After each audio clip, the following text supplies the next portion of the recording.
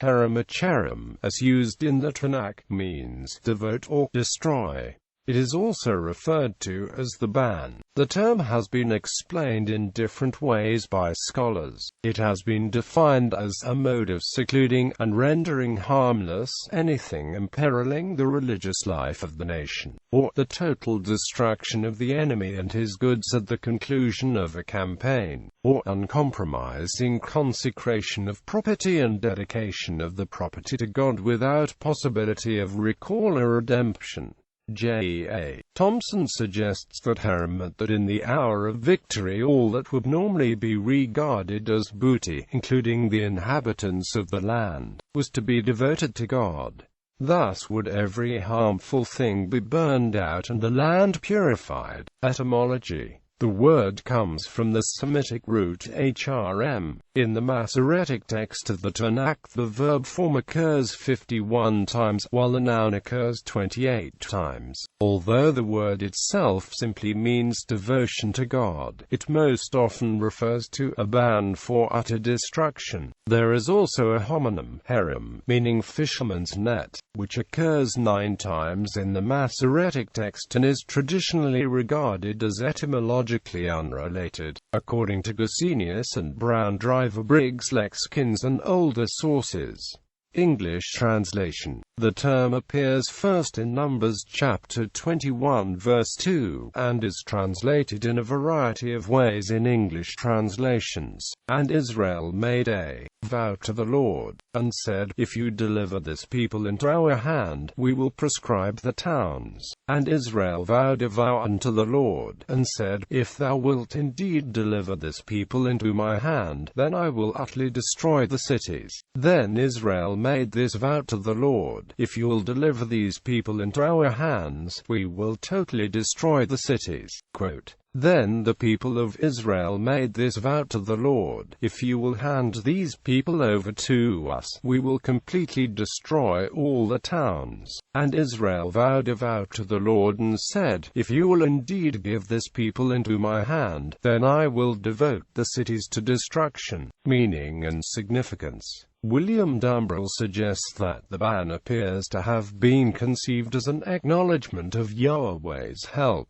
Quote, He also notes that everything likely to contaminate Israel religiously was destroyed, and thus the institution of the ban was designed not to counter a military threat but to counter a religious threat. Similarly, Balchan argues that drastic action was required to keep Israel in holy existence. Lilly argues that Israel, like other contemporary societies, did not recognize any distinction between sacred and secular war, and that holy war is not a biblical term, but one invented or at least appropriated by commentators. Lilly goes on to suggest that essence of the idea of herem is an irrevocable renunciation of any interest in the object devoted, and thus, so far as persons are concerned, the options of enslavement and treaty are not available. Quote, He contests the idea that it always involved things imperiling the religious life of the nation, arguing that these things were to be destroyed out of hand, not given to the sanctuary. Longman and Reed suggest that we should see herem as a sacrifice of the occupants of Canaan in the interest of securing the purity of the land. The concept of herem was not unique to Israel. The Mesher still contains a statement by King Mesher of Moab that he captured the town of Nebo and killed all 7,000 people there, for I had devoted them to destruction for Ashtar Chemosh.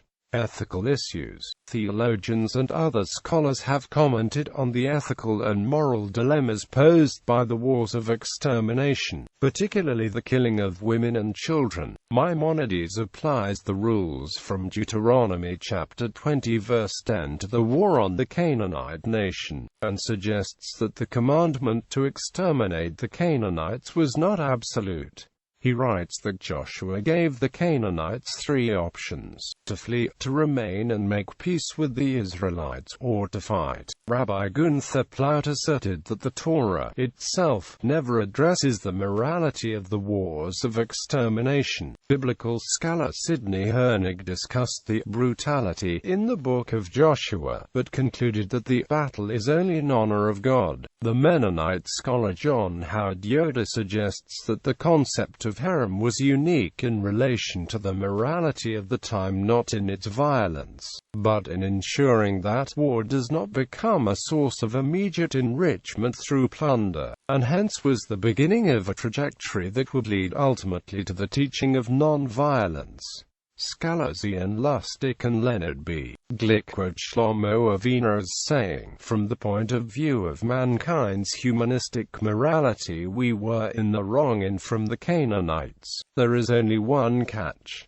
The command of God ordered us to be the people of the land of Israel." Scholar Carl Ehrlich states that Jewish commentators have tended to be silent regarding the morality of the violence in the book of Joshua. Prominent atheist Richard Dawkins asserted that the commandments to exterminate are moral. Some scholars claim that collective punishment, particularly punishment of descendants for transgressions committed by ancestors, is common in the Jewish Bible, a view based primarily on repeated descriptions of God as a jealous God, punishing the children for the sin of the fathers to the third and fourth generation, but showing love to 1,000 generations of those who love me and keep my commandments, as genocide. Several scholars and commentators have characterized the wars of extermination as genocide. Scholar Pekka Pitkänen asserts that Deuteronomy involves demonization of the opponent, which is typical of genocide, and he asserts that the genocide of the Canaanites was due to unique circumstances, and that the biblical material should not be read as giving license for repeating it. Scholar Philip Jenkins characterizes the warfare of the Bible as genocidal, and considers the laws of warfare in the Quran to be more humane than the biblical rules.